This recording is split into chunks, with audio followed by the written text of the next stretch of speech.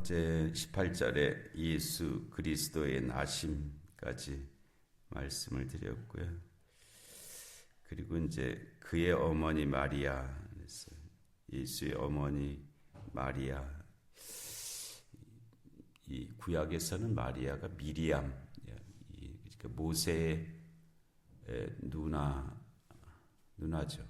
모세의 누나 미리암, 히브리어로 미리암을 헬라 성경에서는, 신약 성경에서는 마리아로 그렇게 발음해서 부르고 있습니다. 그래서 그 어머니가 마리아였고, 그리고 요셉과 약혼하고 동거하기 전에 성령으로 잉태된 것이 나타났더니,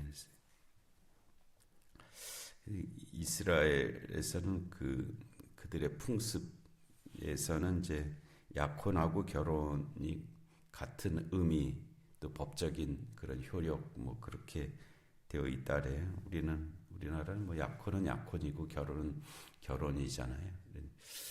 근데 그 이스라엘에서는 약혼하고 결혼은 같은 의미, 같은 법적 효력을 갖는 그런 일로 그렇게 여기면서 살았다고 합니다. 그래서 약혼했다고 하는 것은 이제 결혼했다고 하는 것과 같은 그런 것으로 다른 사람들이 받아들이고 있었던 그런 때인데요. 그의 어머니 마리아, 그리고 다윗의 자손 요셉아, 이렇게 뒤에 나오는데, 근데 이 계보를 따라가면은 이 마리아도 다윗의 자손으로 되어 있다고 합니다. 그래서 이 다윗의 자손 그 계열 속에 마리아도 있고 이제 요셉도 있는 그런 것이라고 해요. 그래서 그 요셉과 약혼하고 동거하기 전에 성령으로 잉태된 것이 나타났더니, 이게 이제 성령으로 잉태된 것이란 이 말이 어감상으로는 우리 생각에 마치 아버지의 역할을 한 것과 같은 그런 뜻으로 읽혀지잖아요. 또 그렇게 전달될 수밖에 없고, 그런데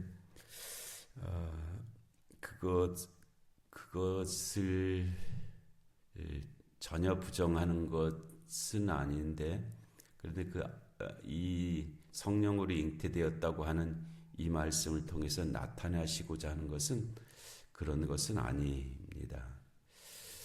그러니까는 사람이 만들어짐이라는 것이 이제 오늘날은 당연히 이제 그 일반적인 상식에서는 유성생식이잖아요. 남자와 여자를 통해서 사람이 만들어진다 하는 것이, 그것이 이제 그냥 일반적으로 그렇게 되어 있는 것인데, 근데 요즘 체세포 분열 같은 거는 꼭 남자와 여자를 통해서 사람이 만들어지지 않잖아요.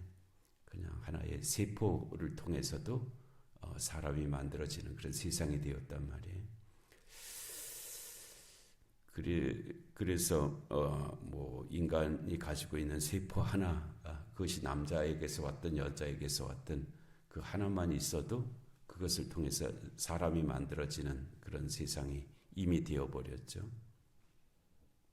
그런데 또 성경의 말씀 가운데는 흙으로도 사람을 만드셨잖아요. 흙을 통해서 사람을 만드셨죠. 그리고 그 하와는 아담의 갈비뼈로 만드셨잖아요.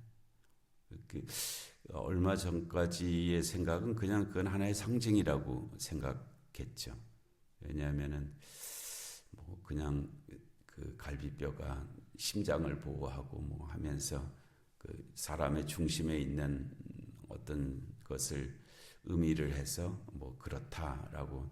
근데 아담의 갈비뼈로 사람을 만들었다고 하는 것은 꼭 그런 뜻만이 아니라 실제적으로 아담의 갈비뼈로 사람을 만들 수 있죠.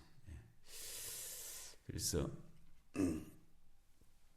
그 사람이 만들어지는 것이 꼭 유성생식 남자와 여자를 통해서만 만들어지는 것은 아니다. 만들어질 수 있는 것은 아니다 하는 거예요. 그러니까 하나님의 창조 속에서 창조 섭리 속에서 이루어진 일이기 때문에 이제 그러하죠. 근데 여기서 이 성령으로 잉태된 것이라는 이 말씀은 오히려 그러한 사람이 태어나는 데 있어서 남자와 여자를 통해서 태어난다는 그런 개념이 아니라 그 예수 그리스도의 무죄성, 죄가 없으심을 이루시기 위한 일로 그리고 그가 참 하나님이시요 참 인간이 되시기 위함, 그것이 바로 이 성령으로 잉태된 것을 통해서 이제 말씀하시고자 한 것이죠. 근데 이것이 그냥 표면적으로 들리기에는 이제 그것을 생각하기 어렵게 되어 있는 것은 사실의 그 이야기의 그 구조 속에서 그 이 이야기, 이 성탄의 이야기를 통해서 하시고자 하는 말씀, 특별히 성령으로 잉태된 것은 그것을 말씀하시고자 전달하고자 하심이라는 예수 그리스도께서 참 하나님이시요 참 인간이 되시기 위함, 그것이 바로 성령으로 잉태됨이라고 하는 이 말씀을 통해서 우리에게 주시고자 하는 것이고 또 그 뜻을 나타내시고자 함이라는 것이, 왜냐하면 온 인류의 죄를 대속하시기 위해서는 그는 참 하나님이시고 참 인간이셔야 했기 때문에 그 존재이어야 했기 때문에 이와 같이 된 것이라는 거예요. 그가 참 하나님이시기 때문에 용서하실 수가 있고요.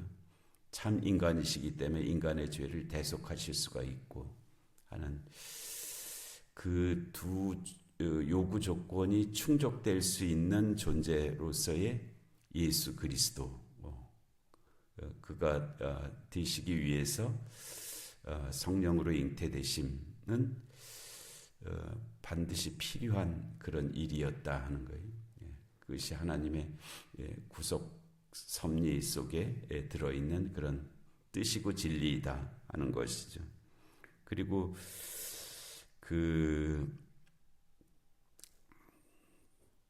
이제 이 동정녀 마리아라는 에서 나시고 이 사도신경에 있잖아요.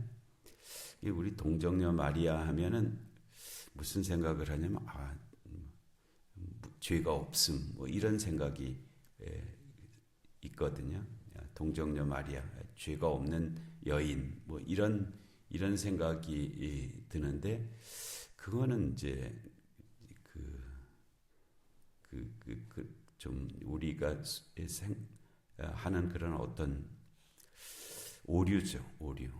왜냐하면 그 어떤 인간도 죄가 없는 존재는 없거든요.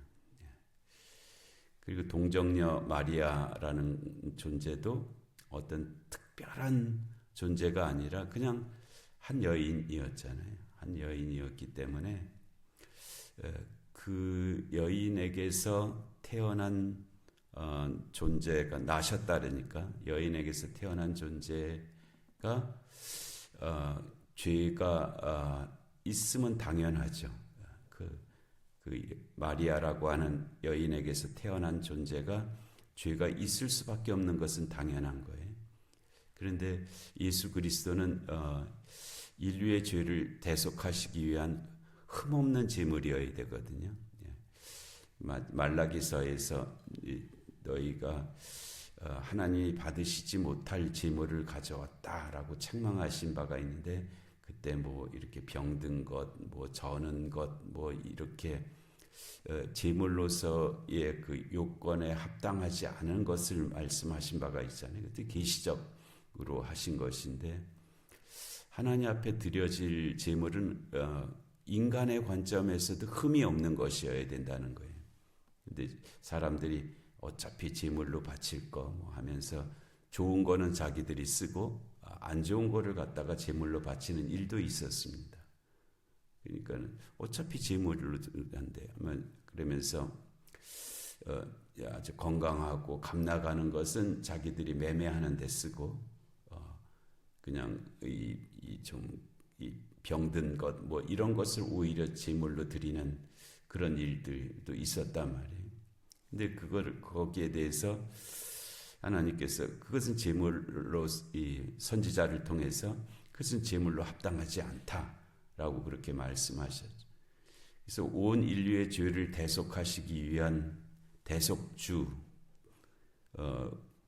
대속주로서의 예수 그리스도는 죄가 없으셔야 되는 그런 존재이어야 하는데 마리아에서 태어났다고 하는 그 자체가 이미 죄를 안고 태어났다는 것을 의미하기 때문에 그게 불가능하잖아요. 온 인류의 죄를 대속하시기 위한 대속주로서의 그 자격이 이루어지지 않는단 말이에요. 그럴 때 여기에서 성령으로 잉태되었다고 하는 것은 그 관점에서 무엇을 말씀하시냐면 이 성령께서 죄를 막으시고 분리하셨다 그런 뜻이에요. 그러니까 예수 그리스도가 잉태되시고 그가 태어나심에 있어서 그가 여인에게서 난 존재 사람이시지만은 그러나 그 성령께서 그 원죄로부터 그 죄로부터 막으셨고 그 죄를 막으셨고 그 죄로부터 분리하셨다는 거예요. 그래서 예수 그리스도가 히브리서 기자의 표현대로 죄는 없으시다는 그 말씀을 이제 이루신 그런 일이죠. 그래서 왜 여인에게서 태어난 예수 그리스도가 죄가 없다고 말을 할 수가 있는가에 대한 대답입니다. 그가 성령으로 잉태되셨기 때문에 그 성령께서 예수 그리스도를 죄로부터 막으시고 분리하셨다. 이제 그런 의미가 이 성령으로 잉태되셨다 하는 말씀을 통해서 우리에게 전하신 것이죠. 그래서 그의 남편 요셉은 의로운 사람이라 그랬어요. 그를 드러내지 아니하고 가만히 끊고자 하여 나타난 현상은 이제 마리아가 임신한 모습이 점점 나타나니까 여기서 그를은 이제 그것을 가리키는 말이잖아요. 약혼하고 동거하기 전이라고 되어 있는데 그런데 그러한 모습이 나타나니까 당연히 이거는 뭐 요셉으로서는 또는 다른 사람들은 달리 생각할 수밖에 없는 것이고요. 그랬을 때 그 유대인들의 그 법, 뭐 그들의 관례, 뭐 전통은 사형이거든요. 이 마리아가 그렇게 될 수밖에 없는 그런 상황이었는데, 그런 처지였는데, 그의 남편 요셉은 의로운 사람이라 그랬어요. 의롭다. 하여튼 그가 본질적으로 의롭다라는 의미도 있겠지만은 그 일을 처리함에 있어서 의롭게 처리했다. 그 일을 의롭게 처리했다. 그러니까 우리는 늘 두 가지 개념과 지난한 긴장 관계 속에 있습니다. 이롭게 할 것이냐, 의롭게 할 것이냐의 문제. 이롭게 할 것이냐, 의롭게 할 것이냐. 물론 이로운 것과 의로운 것이 하나가 될 때도 있습니다.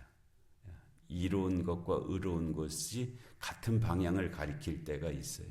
그럴 때는 뭐 정말 감사하죠. 의로운 일인데 이롭기까지 하다. 그럼 얼마나 감사해요. 그거는 고민될 것도 없잖아요. 그렇게 가는데 문제는 항상 이제 그렇지 않은 데서 나타나잖아요. 이롭게 하자니 의롭지 않고 의롭게 하자니 이롭지 못하고 이게 이제 우리의 삶의 곤혹스러운 자리죠. 여기서도 이 요셉이 이 일을 어떻게 처리할까, 이 일에 대해서 어떻게 할까라고 고민하고 있는데 그가 택한 방법은 의로운 길을 택했다는 거예요. 그래서 그를 드러내지 아니하고 가만히 끊고자 했다 하는 거예요. 그렇지만 이미 약혼한다고 하는 것이 다 알려졌고 공식적으로 그 마을에서 다 아는 사실인데 나중에 다 이제 그렇게 될 터인데 그거에 대해서 요셉이 자기가 감당해야 될 부분들이 있잖아요. 그런데 그것을 요셉이 피하지 않은 거죠. 그것을 피하지 않고 그렇게 하려고 했던 그 모습을 가리켜서 요셉은 의로운 사람이라 했고요. 이게 필요 충분 조건은 아니지만 이 마리아와 요셉의 그 의로움이 예수 그리스도의 성탄에 쓰임을 받았습니다. 그러니까 우리가 하는 어떤 일이 하나님이 하시는 일의 절대적인 조건은 아닙니다. 그 무슨 말이냐면 내가 없으면 안 된다는 것은 아니라는 거예요. 절대적 조건은 내가 없으면 안 돼야 되는 거거든요. 근데 우리의 그 어떤 것도 하나님이 하시는 일의 절대적 조건은 결코 아닙니다. 내가 아니어도 다른 사람 얼마든지 있습니다. 내가 있어야 꼭 이 일이 될 것처럼 되지만 그런 것은 없습니다. 다른 사람을 통해서 얼마든지 되는 일이에요. 다만 내가 거기에 쓰임을 받는 것뿐이에요. 내가 이 일에 쓰임을 받는 것뿐이에요. 그게 감사한 일이지 오히려 나 아니면 안 된다는 것은 그건 착각입니다. 엄청난 착각이죠. 그래서 이 요셉과 마리아 없이도 예수 그리스도의 성탄은 이루어질 수 있습니다. 그러나 그들을 통해서 이루셨다는 것은 사실이고 감사한 일이고 그래서 그의 남편 요셉의 의로움이 이 일에 쓰임을 받았고 그것이 성탄의 역사 속에 기록이 되었다는 것인데요. 또 우리의 삶도 그와 같이 주님의 거룩한 역사에 쓰임받는 그런 삶이 되게 하시는 줄로 믿습니다. 은혜로우신 하나님 아버지, 귀한 새벽 저에게 허락하시고 성탄의 말씀을 하나님 주시니 감사합니다. 한 말씀 한 말씀 기억나게 하시고 깨달아지게 하시고 또 저희도 주님의 거룩한 역사에 쓰임을 받는 그런 삶들이 되게 하여 주시옵소서. 영육간의 공고한 환우들을 긍휼히 여겨 주옵시고 이 나라 이 민족 가운데 주님의 공의와 정의가 임하게 하여 주옵시고 전쟁과 기근과 질병과 재난의 땅들 가운데 주의 긍휼하심이 함께하여 주시옵소서. 하나님 오늘 금요 기도 가운데 또 주일을 예비하는 일들 가운데 은혜를 내려 주옵시고 또 이 새벽의 기도 가운데도 주의 은총이 함께하여 주시옵소서. 예수님의 이름으로 기도하옵나이다. 아멘.